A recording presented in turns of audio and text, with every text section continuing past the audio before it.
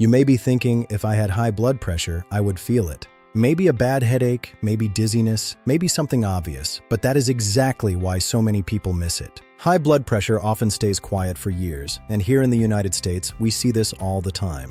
People feel completely normal, and then one routine check shows the numbers are high. That is why this matters so much. High blood pressure is not always the kind of problem that announces itself early. In fact, many people with hypertension have no symptoms at all. So if you have been waiting for a clear signal from your body, that signal may never come. Let's make this simple. High blood pressure, also called hypertension, means the pressure of blood inside your arteries stays too high over time. Think of it like water pushing too hard through a pipe every single day. At first, you may not notice anything, but over time, that pressure can quietly damage the heart, brain, kidneys, and eyes. Now this is where many people get confused. They search for high blood pressure symptoms and they expect a clean timeline. First stage symptoms, then later symptoms, then severe symptoms. Real life is not that neat. Early on, most people have no symptoms. That is the truth that surprises people the most. As the pressure gets higher, or during spikes, some people may notice things like headaches, dizziness, blurred vision, shortness of breath, feeling their heart pound, fatigue, or an occasional nosebleed.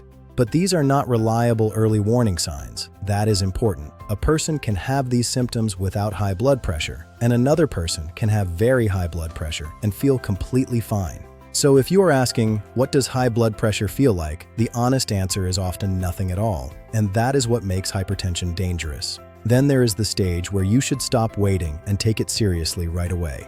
If blood pressure gets extremely high, especially around 180/120 or more, and you also have chest pain, severe headache, shortness of breath, confusion, trouble speaking, weakness on one side, trouble walking, or sudden vision changes, that is not something to brush off.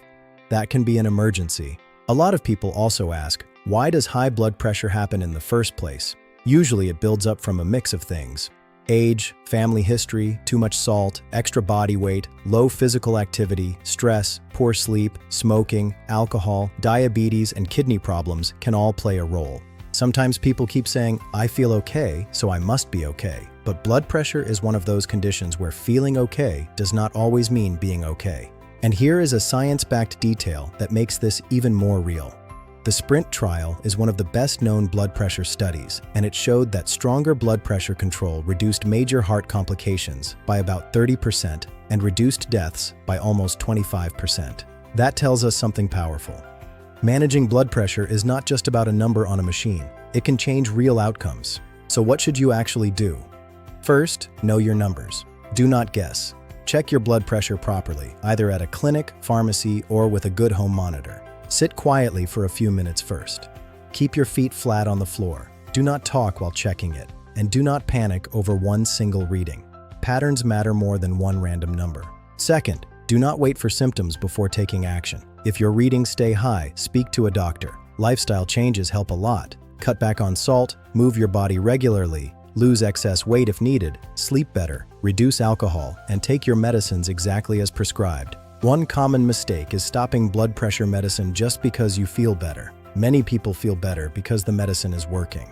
Third, know the red flags. Mild headache alone does not automatically mean danger, but very high readings with chest pain, severe shortness of breath, stroke-like symptoms, confusion, or major vision changes should never be ignored. And one more thing people often miss. Anxiety and stress can make you feel strange and can even raise your blood pressure for a while, but that still does not mean you should just assume everything is stress. Check the number. Let the monitor settle the debate. So the biggest takeaway is this. The most important high blood pressure symptom may actually be no symptom at all. That is why regular checking matters so much more than guessing based on how you feel. If you have ever had a high reading and ignored it because you felt normal, you are definitely not the only one. Let me know in the comments if you want the next video on how to check blood pressure correctly at home, and subscribe for more simple, honest health guidance.